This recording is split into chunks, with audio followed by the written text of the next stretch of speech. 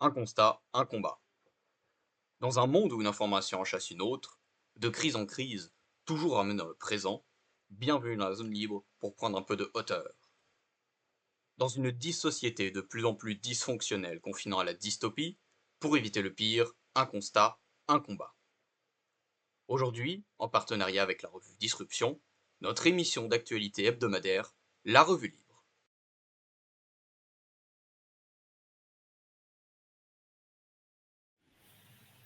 Bonsoir. Bonsoir Bastien. C'est Bonsoir tout Bastien le ce monde. soir. Moi, je suis contente de passer un petit bout de soirée avec Bastien ce soir. Tu te Oui, fais non, mais ça trop change, rare. hein. Tu te fais... Je me suis perdu, je me suis retrouvé devant une caméra. J'ai le gars de la technique qui m'a forcé à m'asseoir sur cette chaise et à faire une émission, donc je suis de retour. Mais t'as l'air bien sur pile là. Je pense que ça va donner une belle émission bien énergique. Oh non, mais là j'ai entendu et j'ai compris ce qu'était l'Argentine Ah, et c'était très drôle. on a compris tellement de choses. T'as compris tellement de choses ce soir. Alors là, au menu. Ce soir, un petit menu sympatoche. Moi, je voulais dire une blague, mais elle est mauvaise, donc je ne la dis pas. Donc, nous avons la confirmation un peu de la position de Milei en Argentine. Puis, nous parlerons de certaines élections qui sont un petit peu à contre-courant de ce qui se passe dans leur propre pays. Enfin, bon, c'est ce que j'ai trouvé. Enfin, donc, nous parlerons un peu des élections à New York, en Irlande. Et puis, en termes internationaux, ça s'arrête là, ou je fais une erreur? Nous passerons après à la France, et ses taxes, des taxes, et encore des taxes, toujours des taxes. Le volet légal du procès Sarko, on en parle un peu à chaque fois ces 3 dernières semaines, mais on en parle chaque fois sur un angle différent, et le volet légal, je pense que c'est celui qui est le plus confus pour tout le monde. Et puis, moi, je parlerai d'un article du Figaro sur le 50e anniversaire de l'assassinat de Pasolini. Et puis, comme maintenant, ça va être un peu le cas à chaque fois, je parlerai d'un film. J'ai déjà parlé d'un film la semaine dernière, je parlerai d'un film. De temps en temps, on parlera d'un livre quand il n'y a vraiment aucun film à voir. Là, c'est la rentrée, il y a quelques trucs à voir. Hein. Ça ne veut pas dire qu'ils sont bons, mais enfin, il y a des trucs à voir. Et je ferai un petit insert sur la fin du procès Lola, et peut-être un ou deux choses à ajouter qui n'étaient pas au menu, mais on peut faire un petit insert comme ça, bref. Hein. Et un petit insert aussi cinéma en fin d'émission sur la mort d'un acteur qui a été très oublié, qui était un acteur météore, et qui est mort là, à l'âge de 65 ans, quelque chose comme ça, dans des conditions très difficiles. Donc voilà. Donc, Bastien, je sens que tu trépignes de parler de l'Argentine et de ce qui s'y passe, parce qu'on n'en parlait plus tellement ces derniers temps. Alors, on entendait comme ça en France, oui, Milei, il va se planter, c'est ultra néolibéral, parce que les gens disent ultra néo dans tous les sens, comprennent pas grand-chose à ce que ça veut réellement dire. Donc, il va se planter, c'est sûr. Enfin, en attendant, c'est le péronisme qui s'est planté en Argentine. Donc, je te laisse un peu la parole, puis je réagirai au fur et à mesure. Donc déjà, merci beaucoup. Alors, messieurs, dames, je m'excuse par avance, je vais aller très très vite parce que on est un peu timé ce soir. Donc, je vous fais le point. Vous avez eu les élections législatives de 2025 en Argentine. Mais qu'est-ce que l'Argentine? Alors, vous allez apprendre un mot ce soir. C'est le mot Rio Plantes. C'est la variante espagnole des Argentins et des Uruguayens. D'accord? Donc, vous coucherez moins bête. Maintenant, information. Excuse-moi, Rio Plantes, ça veut dire la variante espagnole Oui, c'est la variante d'espagnol que parlent les Argentins et les Uruguayens. Ah, d'accord, oui. Ils appellent ça le Rio Plantes. Ça veut dire quoi? On ne sait pas. Je ne sais pas, et à vrai dire, je n'ai pas cherché. Bon, parce que l'Argentin, ça a cette caractéristique, c'est qu'on entend un peu de l'italien, parce qu'il y a beaucoup d'immigration italienne en Argentine, et qu'ils ont un accent très particulier où ils ne disent pas me llama, ils disent me llama, le je partout. Le Rio Plantes, c'est probablement issu du Rio de la Plata, qui est le fleuve principal. Oui, mais pourquoi Plantes? Plantes, en l'occurrence, je ne vois pas ce que ça veut dire. On va se reconcentrer parce que sinon, je pense que... C'était un détail. Donc, déjà, premier point, l'Argentine, c'est un État fédéral.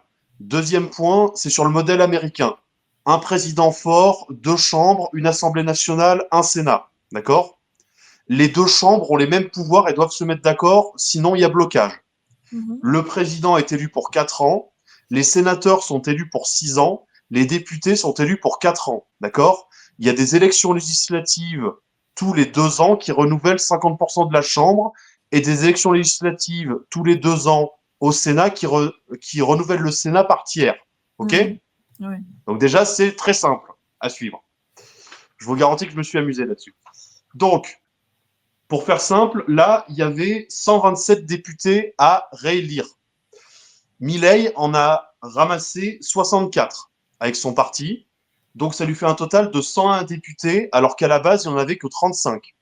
Au Sénat, Milei avait 7 sénateurs. Il en a ramassé 13 sur les 24 qui étaient en jeu. Et ça lui fait un total de 19.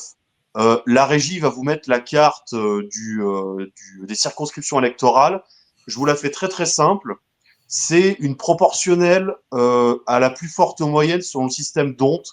Vous irez chercher sur Wikipédia parce que c'est absolument ignoble à expliquer. D'accord? Donc déjà ça. Pour vous expliquer, les péronistes et les vrais faux péronistes ont perdu respectivement 12 députés et 4 sénateurs et 8 députés en plus.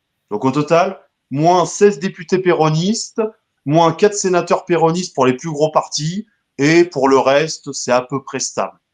Alors Milei, on disait que ah, mais Milei, c'est un échec, tout est en train de s'effondrer, Argentina pas vavavoum. Eh ben Argentina, alors j'y vavavoum parce que quand il y a un match de rugby et que l'Argentine joue, je gueule Argentina vavavoum, même si je ne sais pas ce que ça veut dire. Mais bon.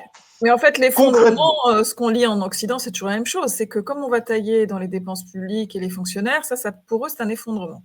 Enfin, en Occident, Oui. c'est synonyme d'effondrement. Alors qu'en réalité, notre effondrement, il est plutôt lié au fait que notre État est obèse. Encore une fois, je ne suis pas pour... Alors, je suis pas on va commencer par les sujets marrants. Donc, on va vous mettre la carte de l'inflation. Oui, alors, ça, c'est un grand sujet. Oui. Donc, en 2022... 100% d'inflation. Alors, en 2022, pour vous donner un ordre d'idée, on était quand même sur des taux tout à fait acceptables. 2023, 240% d'inflation. Ça va, on est bien, c'est confortable. C'est pas mal. En 2025, Milei l'a ramené à 96%. Et là, sur le dernier mois de cette année, on est à 2,2% d'inflation. OK? Ouais, pas mal.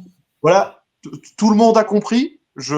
On est passé de 240 à l'année à 2,2% au mois. C'est spectaculaire. Hein. Comment on explique ça, que ce soit aussi efficace? Alors, on va venir au sujet qui fâche, parce que là, ça va commencer à être marrant. Et bon, je sens que vous allez voir. Donc déjà, je vais vous mettre mon petit schéma que j'ai bricolé moi-même. Ouais. Mon petit schéma, en fait, c'est très simple.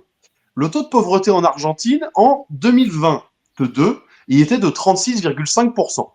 Il a eu un pic à 57% en janvier 2024. Mais Milei est arrivé au pouvoir le 10 décembre. D'accord ?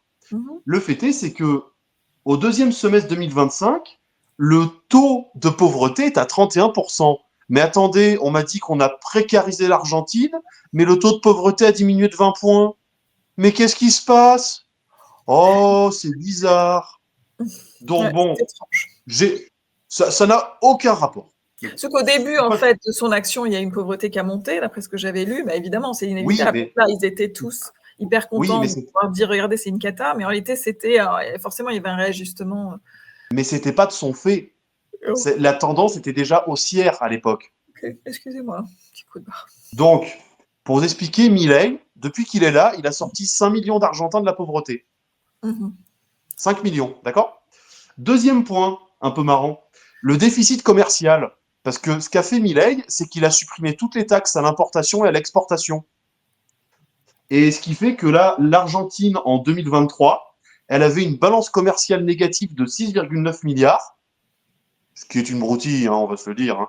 Et aujourd'hui, en 2024, entre janvier et octobre, ils ont fait plus 16 milliards de balance commerciale. C'est impressionnant, mais ce qui est étonnant, c'est qu'ils aient supprimé les taxes dans les deux sens. Comment t'expliques ça? C'est qu'en fait, le problème, c'est qu'en Argentine, vous aviez des taxes pour éviter que des produits soient exportés. Le problème, c'est que pour que les produits soient conservés par la population. Le fait est, c'est qu'avec ça, vous aviez des produits moins chers qui ne pouvaient pas entrer sur le territoire. Donc déjà, Ouais. ça. Ouais. Ensuite, un autre truc assez marrant, c'est que Milei, qui arrive au pouvoir en décembre 2023, en janvier 2024, il fait quelque chose qui n'a pas eu lieu en Argentine depuis 117 ans. Il fait un budget avec un excédent budgétaire primaire positif. Le budget, hormis intérêt de la dette, est positif de 0,2%. D'accord? Mhm. Juste pour vous expliquer ça, c'était pas arrivé depuis 1908 Ouais. en Argentine. Mhm. Autre point qui est assez marrant, c'est que pour vous expliquer, il a diminué les dépenses publiques de 35%. Alors, je répète, Donc là, il il y a a un diminué, vrai budget avec diminution des dépenses, hein, ce qui quand même voilà, il a diminué ici. le budget de l'État de 35%. Alors, qu'est-ce qu'il a diminué de frais de fonctionnement de l'État? Alors, par exemple, je vais vous donner un exemple très simple. Vous prenez le ministère des Femmes, du Genre et de la Diversité, il avait 10 fois le budget du ministère de la Justice. Ah ouais, il y a un problème là quand même. Donc, il a supprimé ça. Il a Carrément supprimé. supprimé le ministère. Il a supprimé le ministère. Ah oui, il a viré Ouais. tout le monde. D'accord. Bah, il a mis 200 000 fonctionnaires à la porte. Il a passé le nombre de ministères de 18 à 9 et le nombre de secrétariats d'État de 106 à 54. D'accord.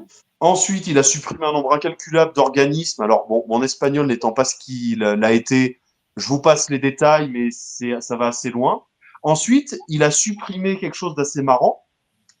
C'est qu'il a supprimé, en fait, avant en Argentine, c'était les syndicats qui donnaient les aides sociales. Et maintenant, c'est l'État qui les donne directement. Donc, quoi exactement? bah, c'est-à-dire que concrètement, avant, c'était les syndicats qui donnaient l'argent aux gens. Aujourd'hui, c'est l'État qui le fait, donc les syndicats sont en train de mourir sur place. Parce qu'en fait, ils ne servent plus à rien. Bah, il devrait servir à autre chose que ça, surtout. Mais bon. Oui, mais bon. Autre point assez marrant, vous avez eu, parce que pour vous expliquer un petit peu sur où on se place, en 2024, le PIB argentin a diminué de 1,6 à 1,8%, d'accord? En 2025, à la base, on avait une prévision de croissance de 5% du PIB, puis après de 5,5, et là, on est à 5,8% de croissance du PIB pour 2025 de prévu. D'accord? Ouais. Autre point, une étude du FMI sur les entreprises type. Alors c'est simple, on prend une entreprise type, on la met dans tous les pays et on lui fait gagner 100 $ de bénéfices. Ok? La moyenne de l'étude des pays du FMI, c'était 42,42 $ de taxes. Ok? En Argentine, pour 100 $ de bénéfices, on vous prélevait 107 $. Comment c'est possible? Parce qu'en fait, entre le niveau fédéral et le niveau de l'État fédéré, il n'y avait pas d'alignement. Mais donc, il n'y avait pas de bénéfice du tout. Ça sert à quoi une entreprise qui ne fait pas de bénéfice? Bah, c'est-à-dire que tout le monde était allé faire du black. Et ça explique un autre phénomène, c'est que Milei a autorisé les gens à payer leurs impôts en dation. C'est-à-dire que vous payez avec des biens, avec, je sais pas, vous êtes paysan, vous payez avec du lait, de la viande, des choses comme ça. Et idem, il accepte aussi pour payer les impôts les devises étrangères, parce que beaucoup d'Argentins, en fait, ont beaucoup de dollars, parce que le pesos ne valait plus rien. Autre point qu'il a fait, c'est que notre cher Javier Milei a eu une pratique assez sympatoche, c'est que il a pris la dette. Alors la dette, je vous explique en Argentine, le précédent président qui était un péroniste qui disait je vais lutter contre le FMI, contre l'ordre néolibéral international et libérer le peuple. Enfin bref, vous connaissez la chanson. Ouais. Si ça vous rappelle quelqu'un en France qui est petit, grassouillet, qui gueule tout le temps, c'est normal. En fait, il avait fait un prêt au FMI de 35 milliards qu'il n'avait pas remboursé. Voilà.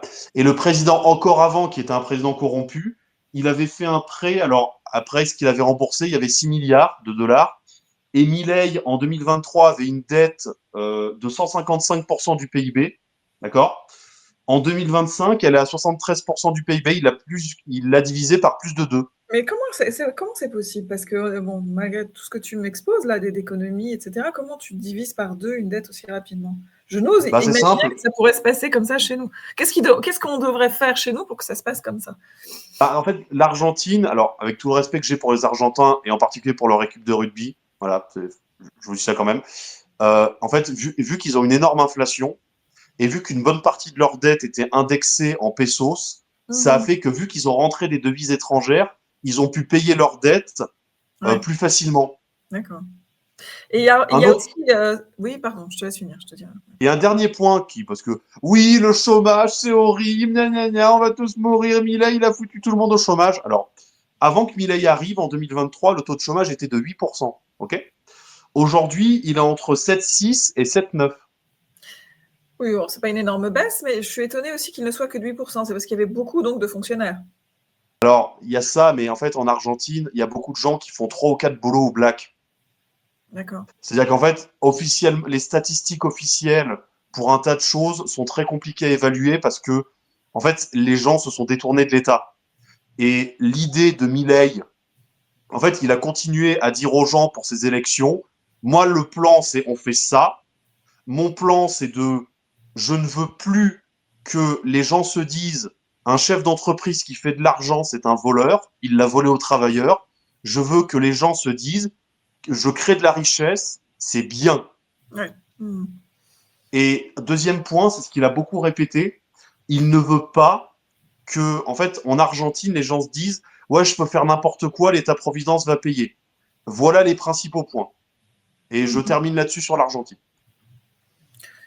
D'accord, très bien. Et puis peut-être quelques mots sur en fait la relation avec les États-Unis, puisque on nous dit que alors on parle d'une situation économique sous perfusion. Évidemment, c'est un article, je crois, du Monde, hein, avec une aide massive de 40 milliards de dollars accordée par les États-Unis, et que pour l'instant, il y a une première tranche de 20 qui est déjà concédée. Évidemment, qui est soumise au fait que Milei soit toujours avec une majorité parlementaire. Évidemment, comme Alors, dit Le Monde, juste, c'est une ingérence électorale directe, mais en tout cas, voilà. Qu'est-ce que tu penses euh, du fait que ce alors, soit... permettez-moi, je vous précise, Milei a fait tout ce qu'il a fait depuis 2 ans sans avoir la majorité. Il n'avait même pas un quart des députés. Ouais. Et alors, pour le prêt avec Trump, enfin, l'accord sur les devises, j'ai pas cherché parce qu'en fait, j'ai beaucoup de sources contradictoires et j'ai pas envie de Ouais. dire de bêtises là-dessus. Ok, bah, très bien. Bah, écoute, c'était déjà très bien, très consistant. Alors, sur quoi continuons-nous? Les élections qui seraient un petit peu à contre-courant? Est-ce que tu vois à peu près de quoi je... Est-ce que tu as une idée de ce dont je veux parler? Alors, Ce est-ce qu'il que ça pourrait avoir commence comme par... élection à contre-courant, de mouvements populaires et des élections qui n'iraient pas dans le même sens? Alors, je sais pas, est-ce qu'il y a des trèfles et est-ce que c'est la ville d'origine de Donald Trump, peut-être? Alors, oui, déjà, nous allons à New York, et puis où donc ailleurs en Europe? Je pense qu'on va, moi je vais vous faire confiance. Je vous dirais que New York, j'ai pas du tout regardé, pour être honnête. Mais par contre, pour l'Irlande, Pour là, l'Irlande, alors, c'est tout d'accord, à fait alors détonnant. on va parler de l'Irlande juste après, on va parler rapidement de New York. Donc, il y a ce maire là dont on nous parle beaucoup depuis quelques mois, qui s'appelle Zoran Mandani, qui est Mm. d'origine indienne par sa mère. Ceci dit, sa mère est indienne-américaine, et elle faisait beaucoup de films comme ça, hein, des comédies un peu romantiques dans les années 90, des trucs un peu pas forcément hyper intéressants. Donc lui, enfin, j'en sais rien, je me souviens plus, mais je me souviens vaguement d'un ou deux films d'elle. Je n'ai même pas été voir. Oui. Voilà, ça c'est une erreur, mais bon, c'est pas le sujet. Donc il est membre de l'Assemblée de l'État de New York et il est candidat à la mairie de New York, hein, avec plusieurs autres. Mais enfin là, pour ce soir, on va se concentrer sur celui-là parce qu'on le donne déjà gagnant quasiment, et c'est la grande star. Il a un père qui est ougandais d'origine indienne. D'origine indienne, d'obédience chiite, duodécimaine. Alors, j'ai pas eu le temps de me renseigner sur le détail, mais enfin, c'est voilà, c'est très niche. Et ce père est un universitaire, il est enseignant à Columbia, et il a un rapport aux États-Unis quand même qui est un petit peu dans une sorte de haine un petit peu violente. Évidemment, puisqu'il fait le parallèle on nous dit en régie que c'est le chiisme iranien, donc d'obédience chiite judéo-ottomane. Oui, mais enfin, il est indien, donc bon, bref. Et c'est vrai que bon, il traite les Américains de racistes, il parle beaucoup du génocide des Indiens, et que ce serait donc que les États-Unis seraient inspirateurs du génocide juif en Europe. Voilà. Je ne rentre pas dans tous les détails de son argumentaire, mais c'est assez violent. Et voilà, du côté du père.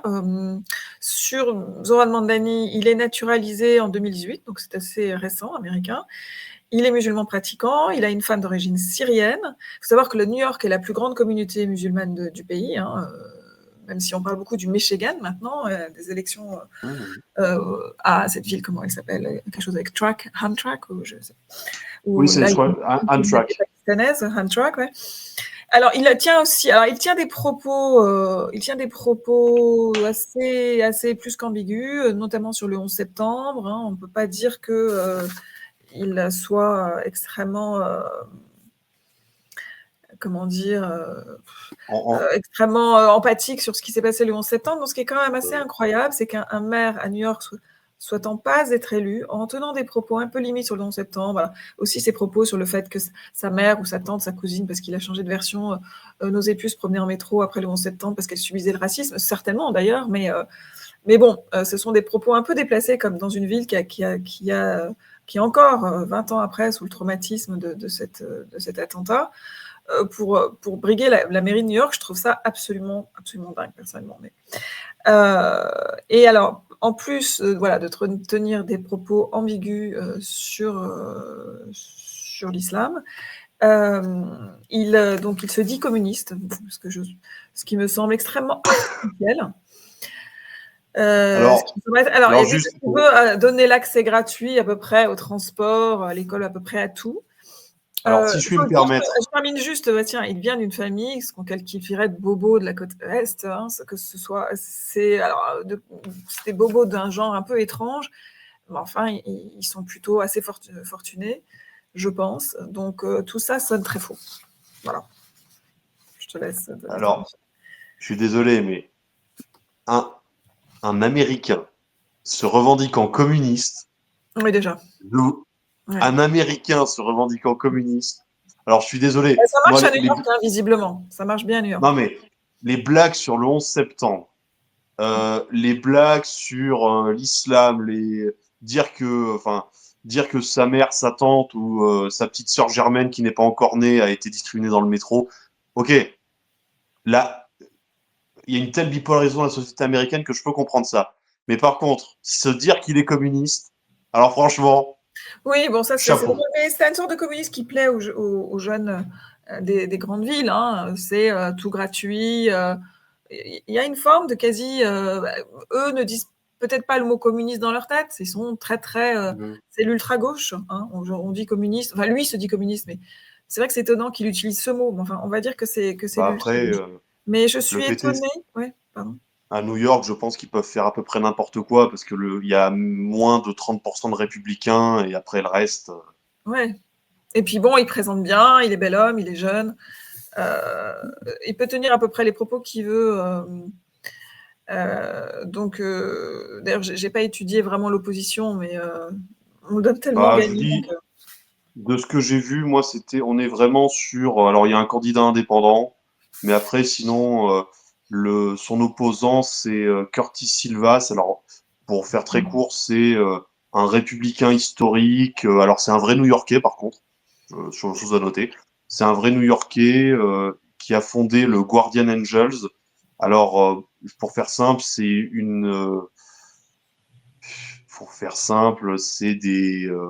un peu une société militaire privée, mais qui n'est pas violente. En fait, c'est pour faire de la protection, ce genre de choses, pour combattre la violence dans le métro, pour protéger les gens dans les rues, ce genre de choses.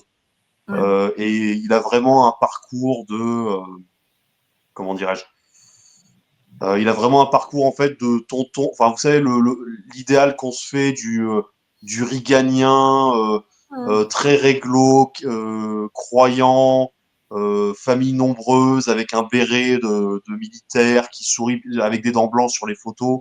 C'est un peu ça qu'ils ont en face. Et puis après, Ouais. le candidat indépendant, je sais absolument pas qui c'est. Et à tous les coups, il va faire 1%. Donc, Oui, bon, bon, mais en fait, pour résumer, d'ailleurs, parce que on parle de communisme, etc., c'est un candidat démocrate pur jus. Alors chacun, tous ces candidats démocrates ont une petite identité comme ça, un peu pour faire joli sur le papier, qui s'adapte un peu à son public. Mais en réalité, c'est un démocrate pur jus. Qui joue à fond le communautarisme, qui joue à fond l'ultra-gauche, même si sans doute il n'en fera pas grand-chose, il n'est pas plus communiste que je ne suis, je sais pas, que je ne suis quoi. Bastien. Enfin bon, voilà, c'est un communisme d'opérette. zoroastrienne. Oui, voilà. C'est un communisme d'opérette. Et pour moi, c'est un pur candidat démocrate dans ce que ça peut générer de plus dangereux, de plus gênant. Et que voilà, qu'on en soit là aux États-Unis, c'est quand même. Oui, alors on a bien eu. Comment elle s'appelait déjà? On a bien eu face à. Cortés. Non, il y a Cortés et puis face à Trump, la candidate. Kamala Harris. Il a l'air beaucoup moins stupide qu'elle. Hein. Il a l'air très malin. Là, par contre. Oui, mais après, je pense qu'on tablerai va pas pas sur sa s'attarder. bêtise. On va pas s'attarder, mais je trouve que c'est voilà que dans l'Amérique de Trump, qui est ce candidat à New York, tu me diras, c'est quasiment 2 pays. Hein, bon, c'est un peu fatigant. Mais alors, c'est tellement après polarisé. là-dessus, c'est à noter qu'en fait, beaucoup de gens qui habitent dans des États démocrates se barrent dans des États républicains et que la mairie de New York là a essayé de faire un imbroglio juridique il y a 2 ans pour en fait que des New-Yorkais qui partaient dans d'autres États payent encore leurs impôts à New York. Enfin, c'est pour vous dire qu'ils doivent sentir quand même que ça pue un peu. Ouais. Ok, bon alors on passe à l'Irlande. Alors l'Irlande vient d'être élue présidente. Alors moi, tu vas m'aider aussi un peu là-dessus parce que j'imagine que c'est comme en Angleterre, c'est le Premier ministre peut-être en Irlande qui a un poste plus important que le président. Donc là, il n'y a pas de roi en Irlande. Enfin, il n'y en a plus. Enfin, donc, il est ailleurs, le roi. Enfin bref. Donc on a une présidente. Qui s'appelle Catherine Connolly, Connolly, bien irlandais, et qui est, je sais pas, elle a 68 ans, quelque chose comme ça, c'est vraiment l'incarnation de la bonne gauche progressiste qu'on connaît, avec toute l'identité. Enfin, en face, elle a été élue à 63,4% sur seulement 45% de participation, ce qui n'est pas extraordinaire. Mais c'est assez étonnant, et après je te laisse la parole, cette élection en parallèle des émeutes qui ont lieu en Irlande depuis quelques semaines. Alors, c'est une élection aussi peut-être des centres-villes. Les émeutes se passent plutôt en zone périphérique, dans les villages, puisque évidemment, c'est lié au fait qu'on leur impose en fait une immigration qui arrive d'un coup. Là, il y a une immigration progressive à laquelle ils étaient très très ouverts. Les Irlandais sont très open border. Et puis là, 250 migrants dans un village de 200 personnes, évidemment, ça se passe très mal. Et donc, il y a eu des émeutes assez violentes avec des centres d'accueil de migrants qui ont pris feu. Mais il faut dire qu'il y avait des camps militaires entiers qui étaient transformés en centres d'accueil, des villages entiers qui perdaient hôtels et logements pour loger donc, ces migrants qui arrivaient du même nombre, voire plus que le nombre du village. Et il y avait aussi, je crois que ça se passe aussi en Angleterre, des pubs qui ferment, puisque en fait, ces gens qui arrivent sont pour la plupart musulmans et ne boivent pas vraiment de bière. Et ça crée aussi une sorte de révolution culturelle assez violente quand même. Voilà, une sorte de je n'ose prononcer le mot. Est-ce qu'on va être censuré si je dis qu'il y a quand même une sorte de grand remplacement dans les villages? Mais ceci dit, Mélenchon, il a dit qu'il était pour le grand remplacement. Alors en fait, quand on le fustige un peu, c'est pas bien d'en parler, mais quand on dit que c'est bien, on a le droit de prononcer le mot. Donc, alors, je vous dis, moi, je me suis beaucoup amusé avec cette femme. Moi, je me suis beaucoup amusé avec cette femme parce que vous connaissez mon côté de Jack Russell, d'aller fourrer dans tous les terriers possibles. Et cette femme, en fait, c'est littéralement un pilier de la vie politique irlandaise depuis 20 ans. Ouais. Oui, C'est-à-dire qu'elle a été, elle a été du Parti travailliste, puis elle est devenue indépendante, mais elle est devenue indépendante pour récupérer des postes de présidence et des postes de direction à la Chambre des députés. En plus de ça, cette femme-là, elle est pour la réunification d'Irlande. Bon, par contre, elle a dit un peu tout et son contraire là-dessus, mais elle est anti-russe, anti-américaine. Elle Ah, critique l'Union européenne. ah Elle a bon. qualifié Israël d'État terroriste Oui, d'accord. et a condamné les attentats du Hamas du 7 octobre. Plus c'est une grande défenseuse, défendresse de la communauté LGBTQIA. Après, j'arrive plus à lire. Hmm. Voilà. Mais Donc alors, en elle est fait, vous êtes... anti-UE, ça, c'est étonnant, ça. Par contre, anti-UE. Alors, elle a eu beaucoup de critiques en fait par rapport. Alors, il y a eu sur des directives attaques, sur la réglementation financière, sur certaines volontés en fait. Enfin, ça dépend des politiques mises en place. Mais pour faire très simple, euh, on est vraiment sur une apparatchik qui veut défendre le système irlandais comme il est. Et elle a été mise en avant parce que, contrairement au Fine Gael, alors désolé pour mon accent, mais on ne pourra pas faire mieux, contrairement au Fine Gael et au Fine Gael, en fait, elle faisait un peu, ah tiens, elle est neutre, il n'y a pas d'opposition binaire, à défaut, on va voter pour elle.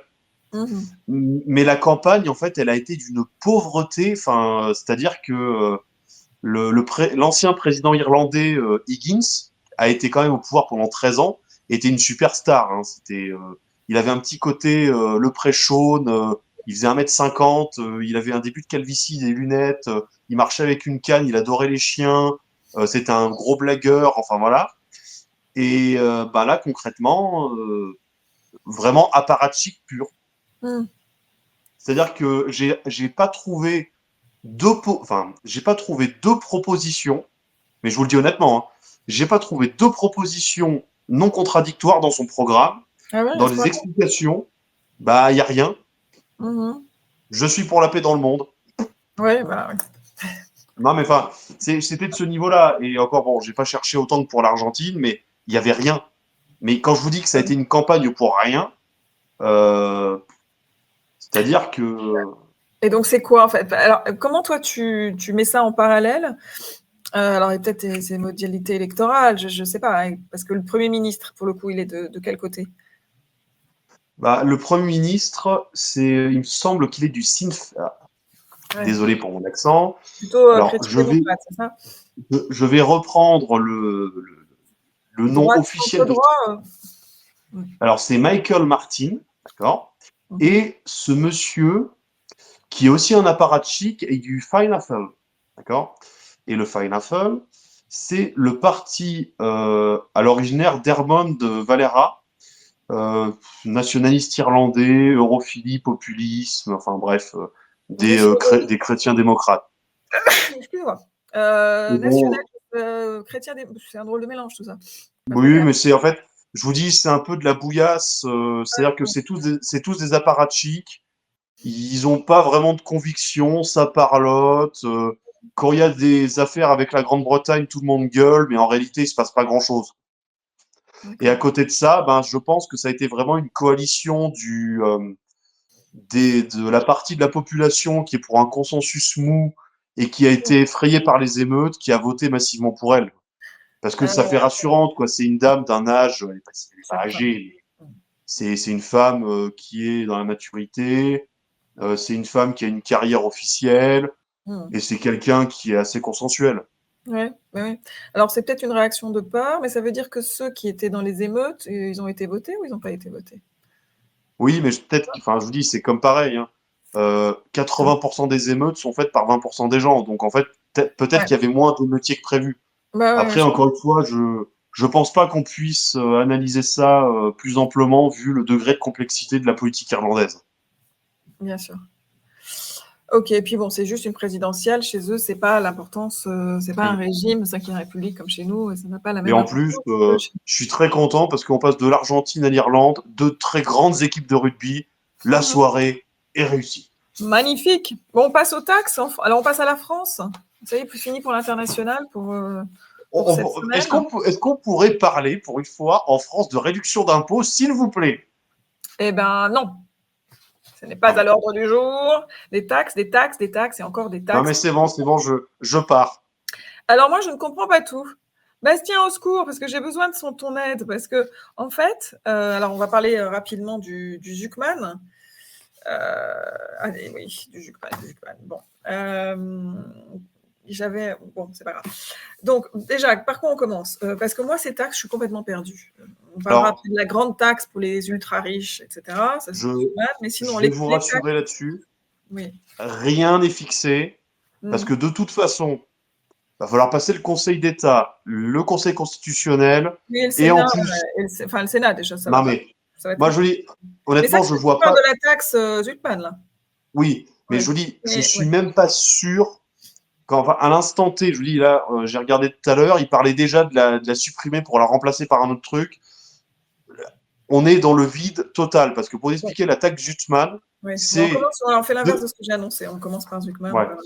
La taxe Zuckman, simplement, et je pense que c'est la seule chose que je dirais, parce que honnêtement, là, je n'y comprends rien à ce qui se passe fiscalement. La taxe Zuckman, c'était 2% du patrimoine des ultra-riches, du patrimoine qu'ils allaient devoir payer. Plancher, 2%. Oui.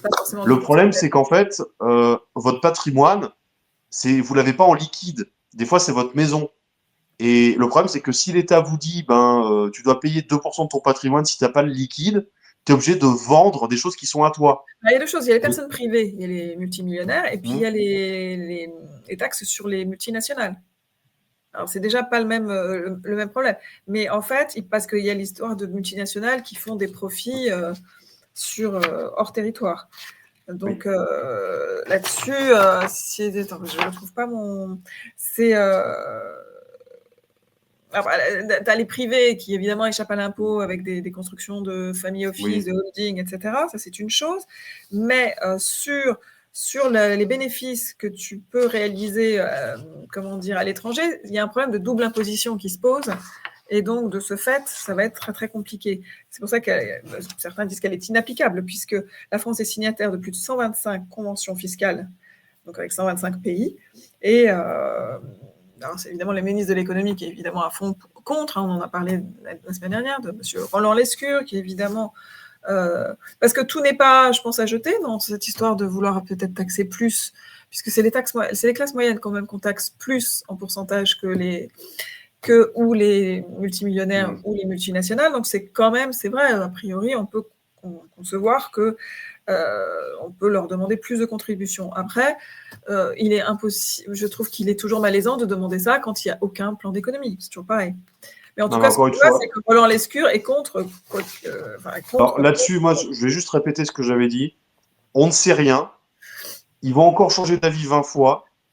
Et de toute façon, ils ne veulent pas résoudre le problème principal qui est, le rééquilibrage de la fiscalité, et 2, les dépenses publiques. Ouais. Après ça, le reste, c'est de la poésie. Tout le reste, c'est inaudible dans ces cas-là. Moi, on peut nous dire qu'on va taxer absolument...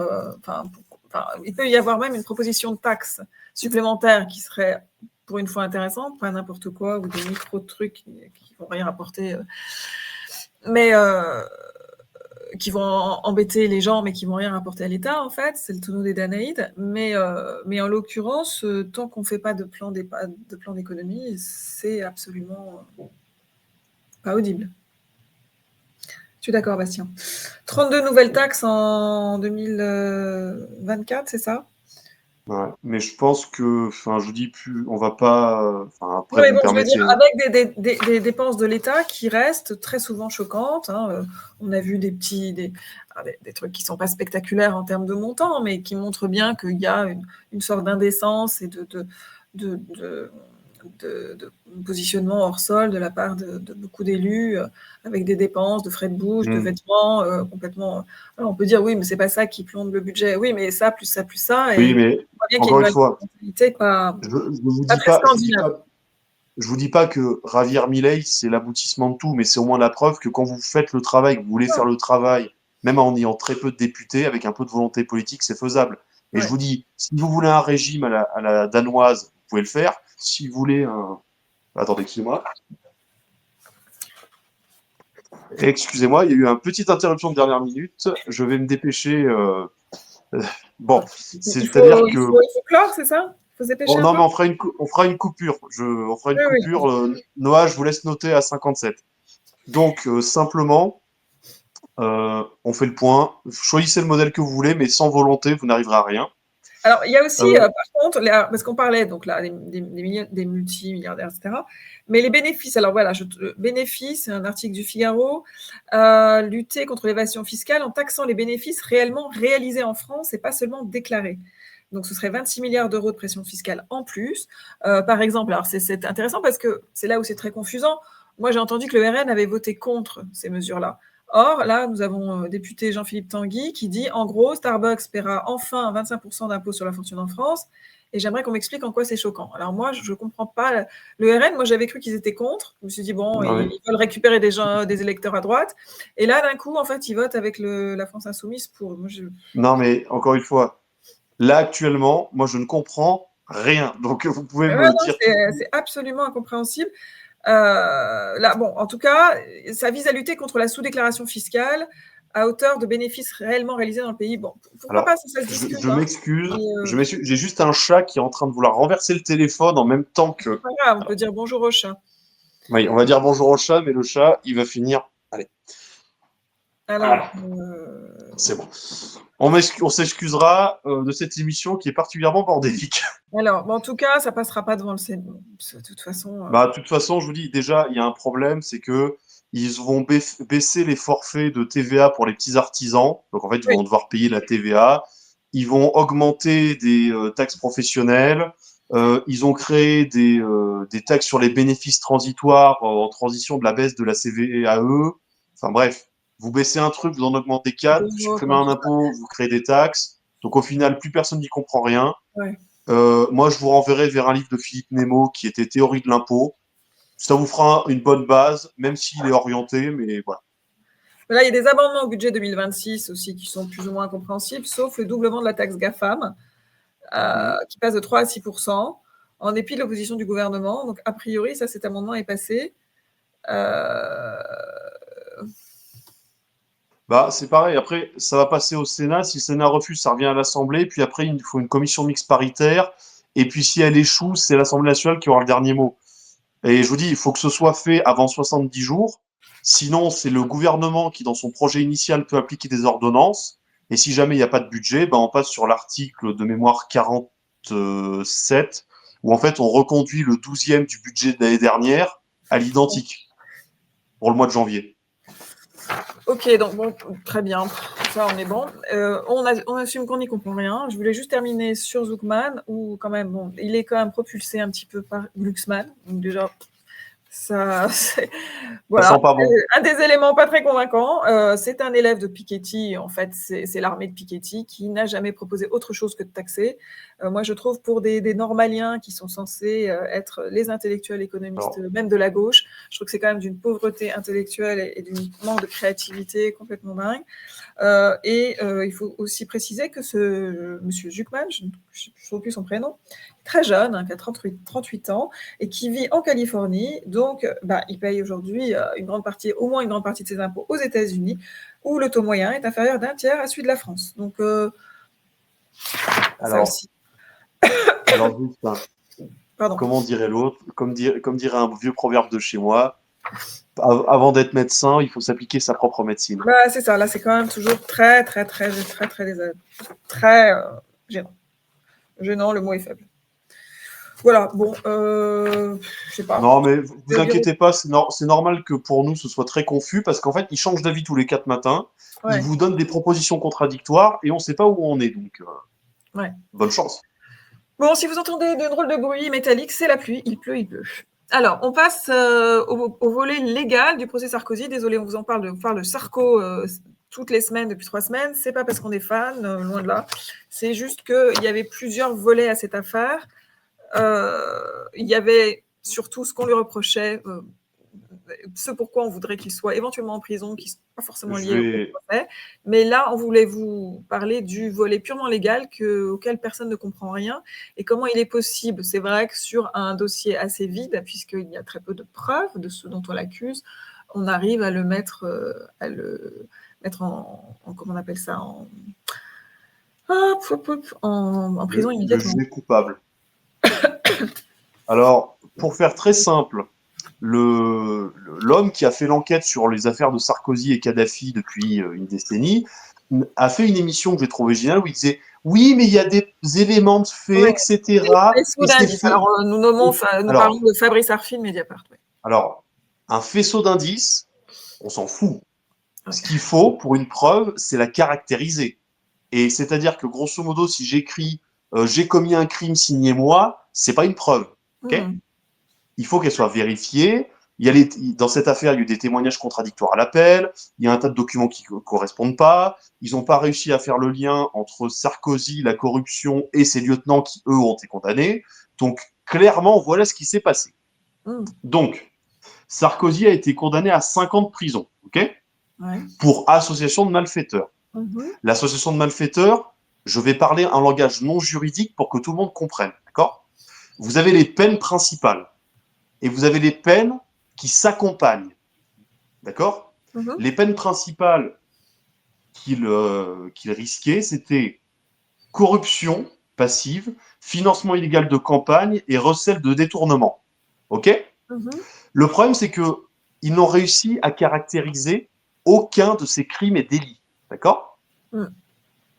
Donc, il restait plus que l'association de malfaiteurs, mais l'association de malfaiteurs sans infraction. Mais c'est ça qui est. Et donc, comment il peut y avoir une association de malfaiteurs sans infraction ? J'explique simplement. En droit pénal des affaires, d'accord ? C'est ce que j'ai entendu des avocats expliquer ça, voilà. Je ne suis pas un pro anti-Sarkozy. Pour moi, Sarkozy aurait dû être condamné 10 fois pour d'autres choses, et c'est pas quelqu'un que je porte dans mon cœur. Mais le dossier de Mediapart a été fait avec les genoux. Et le travail de la justice aussi, surtout que, bon, la juge en question en était tout sauf neutre. Donc, simplement, Brice Hortefeux a été condamné, Claude Guéant aussi, mais Sarkozy, en fait, il n'a pas été condamné pour des éléments précis. Il a été condamné parce que la juge a étendu le principe d'association de malfaiteurs sans infraction. C'est-à-dire que vous vous associez en vue de commettre un crime, un délit, une infraction, ce que vous voulez. Le problème, c'est qu'il n'y a pas de crime, de délit ou d'infraction.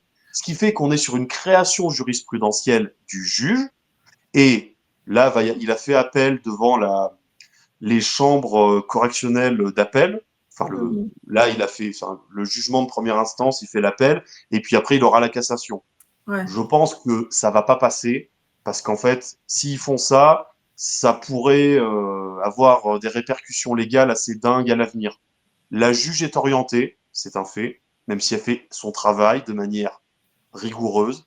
Tous les gens qui ont participé à ce procès ont voulu faire leur travail correctement, mais je pense que Mediapart, depuis 10 ans, a dit, répété que Sarkozy est coupable, avec des témoignages contradictoires, des pièces qui ne sont pas authentifiées, etc., a voulu inoculer dans l'opinion publique le fait que Sarkozy était coupable.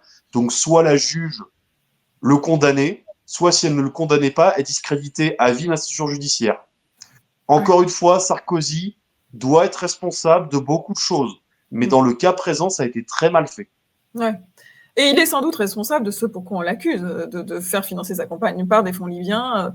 A priori, on se souvient de l'attente de Kadhafi à l'Élysée, tout ça. A priori, on sent bien qu'il y a quelque chose. Et d'abord, ça s'est fait auparavant. Il y a les valises de la France-Afrique, rien de très nouveau.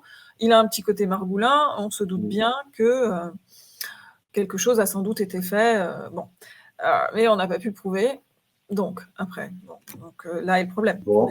Bah, encore une fois, je vous rappellerai cette phrase éminente, faites confiance à la justice de votre pays. Et je dis pas ça sans ironie, parce que le problème étant, c'est que, outre le caractère spectacle, politique, règlement de compte, c'est déplorable pour le citoyen qui se sent délaissé par l'institution judiciaire. Ouais.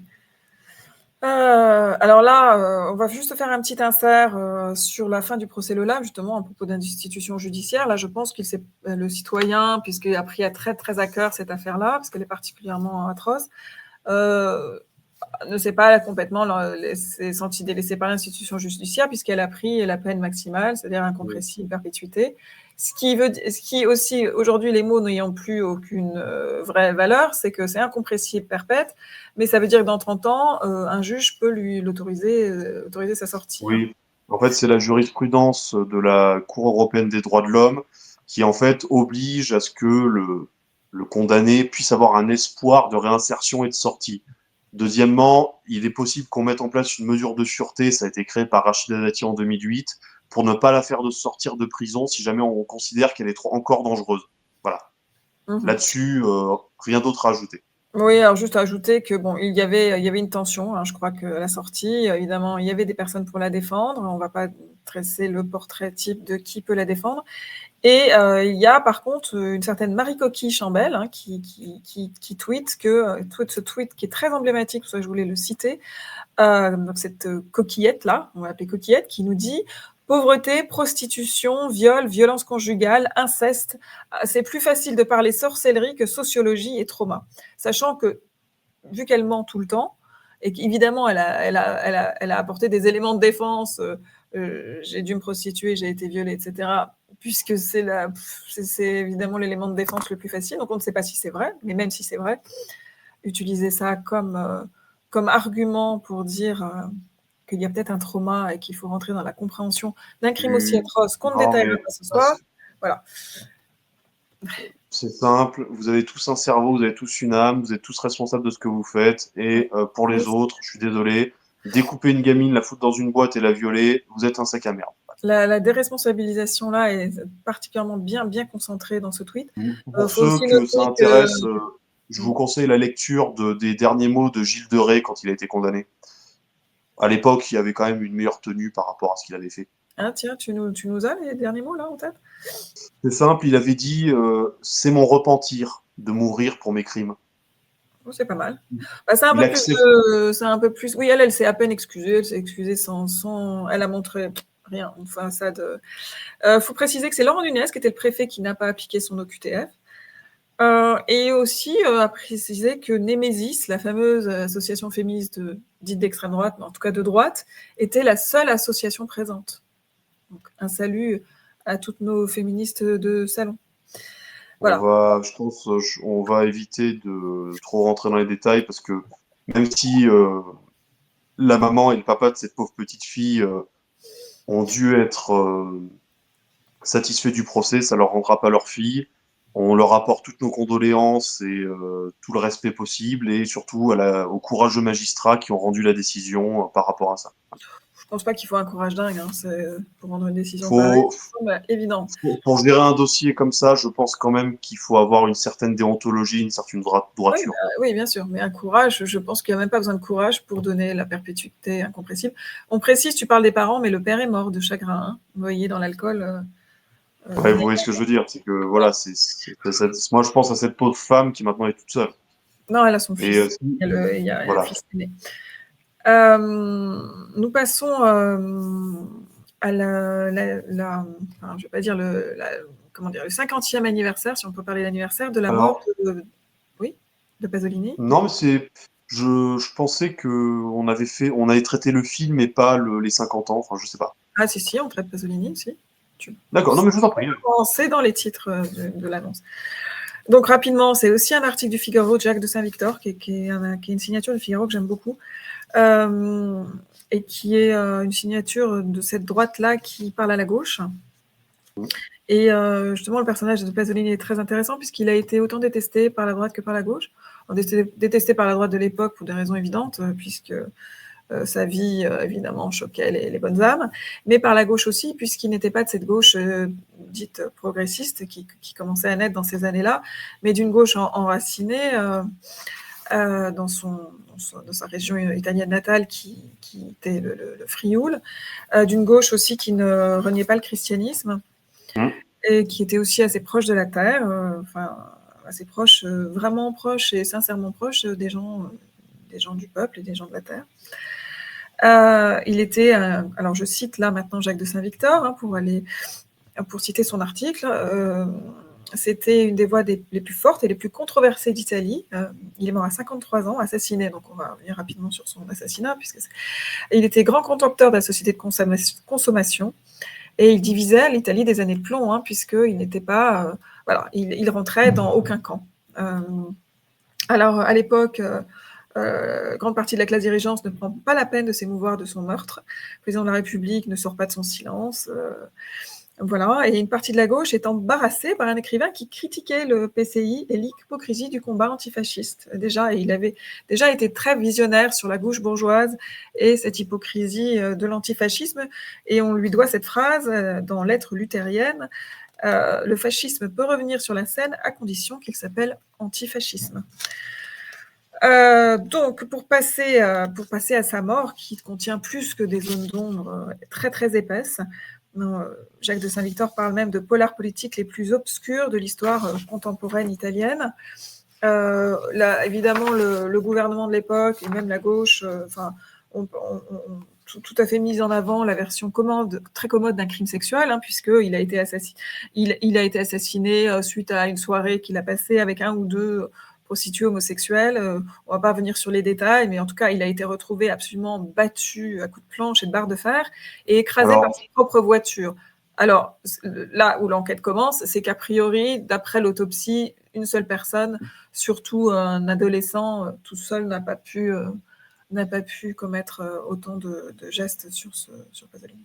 Qu'on se le dise, les années de plomb, l'Italie, le Gladio, la Loge P2, en Italie à cette époque-là, voilà, donc c'est plutôt de ce côté-là qu'on va, puisque au départ, il était en train de terminer un livre qui pouvait être extrêmement mal reçu. Ça nous fait un petit peu penser à notre député Olivier Marleix, qui aussi est mort à un moment où il terminait l'écriture d'un livre. Je le sais, mais en tout cas, d'ailleurs, le livre qui sort bientôt, qui sortira en novembre, et dont nous parlerons. J'espère qu'il ne sera pas en version expurgée.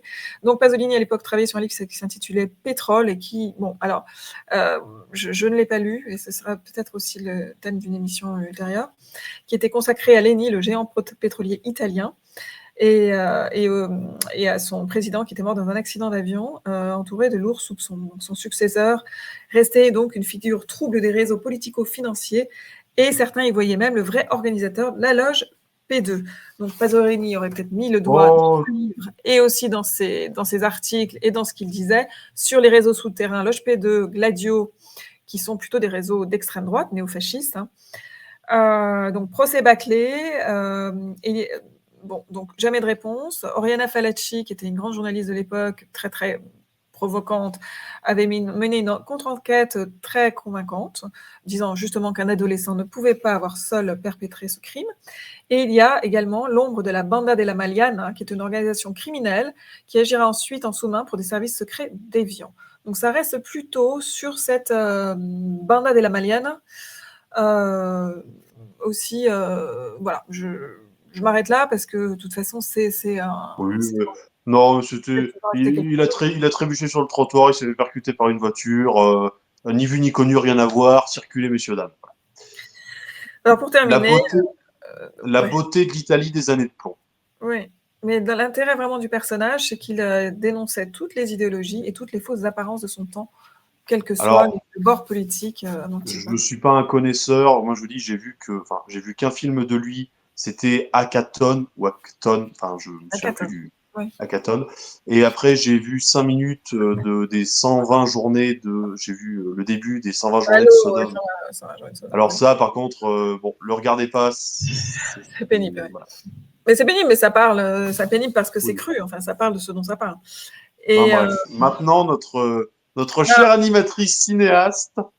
Oui, attends, je termine. Oui, il faut. Par contre, ce qu'on peut recommander à nos auditeurs de voir, c'est Théorème.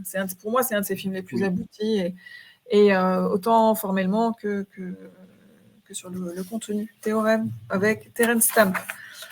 Alors, on passe cinéma. Donc, on parle cinéma. Attendez, cinéma. Oui. Je vous fais une transition. Notre charmante animatrice vedette qui nous a fait une historique de Pasolini et du cinéma italien, en plus d'un petit lien géopolitique et criminel. Qu'est-ce qu'elle a fait pour vous aujourd'hui? Elle est allée voir un film et vous l'analysez. On est devenus critiques de cinéma, les enfants. Ah, mais elle va vous en voir quelques-uns des films. Alors, avant de parler du film, je voulais juste saluer la mémoire d'un acteur qui est mort le week-end dernier. Mais c'est pas grave, on préfère voir ton chat, Bastien. Non, je m'excuse, je suis vraiment désolé, je vais devoir vous laisser. Non, mais attends, je vais pas parler toute seule. Donc, je vais faire très très vite. Okay, très vite. L'acteur donc suédois Björn Andresen, qui était le l'acteur très connu de Mort à Venise de Visconti, dans lequel il a joué à l'âge de 15 ans, qui n'a pas fait grand-chose après, qui a très mal vécu, d'être un objet de convoitise, même pour Visconti, avec qui il n'a pas forcément gardé le meilleur souvenir.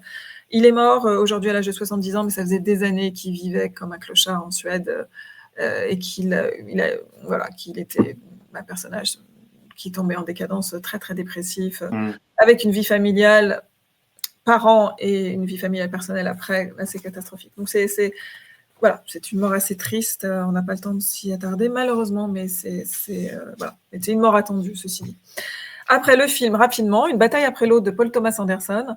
Donc un film américain, je dirais hystérique, qui est constamment tenu. Alors formellement, c'est assez incroyable. C'est un film qui est sous tension permanente. Tout le monde est hystérique. Alors, ça se passe en Californie. Il y a des migrants, il y a des gardes frontières. Les gardes frontières, ils sont fachos. Il y a aussi un groupe d'extrême droite suprémacistes blancs, on a droit à tout. Ils sont hystériques, mais les migrants qui essaient de passer sont hystériques aussi. La blague qui les défend est totalement hystérique aussi. Il n'y a que DiCaprio qui est un peu revenu de tout, qui est un vieux gauchiste qui fume des pétards. Mais tout ça est mené tambour battant pendant 2h40. Tout le monde est un peu taré. Il se fout un peu de la gueule, par contre, des gauchistes progressistes. On a des jeunes types à rouge à lèvres qui s'en prennent un peu plein la gueule. Et des gens qui veulent préserver leur safe space sonore aussi. Ça, c'est un peu tout azimut, tout en restant pas hyper politisé, parce que Paul Thomas Anderson dit lui-même, dès qu'un film prêche, je m'endors. Donc, politiquement, tout le monde en prend pour son grade, mais ça n'a pas forcément un message très, très, très, très radical et très clair. Je dirais la seule question qu'il pose peut-être, c'est qu'est-ce que ça veut dire se battre, puisque ça s'appelle bien une bataille après l'autre. Est-ce que c'est une hystérie dans laquelle chacun, en fonction de ses convictions, en fonction de son ADN, en fonction de ce qu'il est, se lance? Est-ce que c'est efficace, toutes ces batailles? Est-ce que tout le monde a ses raisons? Est-ce que ce sont juste des forces contraires qui s'affrontent? C'est pas vraiment traité, parce qu'aujourd'hui, le cinéma va pas toujours au bout de ces sujets, je trouve, surtout quand c'est un peu politisé. Tout le monde est toujours assez gêné aux entournures. Les réalisateurs sont toujours un peu gênés d'aller au bout d'une réflexion. Ça, c'est un petit peu dommage. Alors, on reste dans la subtilité, on va dire comme ça, pour le dire au mieux. Mais en tout cas, contrairement au film que j'ai relaté la semaine dernière, c'est un vrai moment de cinéma et un vrai moment de prouesse de mise en scène. Ce qui est déjà bien. Voilà. Je vous remercie pour cette critique parce que ça m'a donné envie d'aller voir le film. Donc, vas-y, on va voir ensemble la prochaine fois, comme ça tu pourras. Voilà. C'est bien qu'on soit deux à avoir une opinion sur un film. Je m'excuse encore une fois de voir, on est dû presser la fin de l'émission, surtout que Flavie a fait un travail très exhaustif sur les revues cinéma, sur Pasolini, ainsi que sur son travail sur les élections à New York. Je vous remercie toutes et tous de nous avoir suivis et je vous dis à la prochaine pour d'autres émissions sur la zone libre. Merci Flavie. Bye bye à tout le monde, à la semaine prochaine. Et bonne soirée Bastien.